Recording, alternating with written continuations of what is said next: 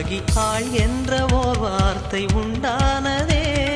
காதல் என்ற மந்திரத்தின் மாயம் என்ன, கல்லும் முள்ளும் இப்போது பூவானதே.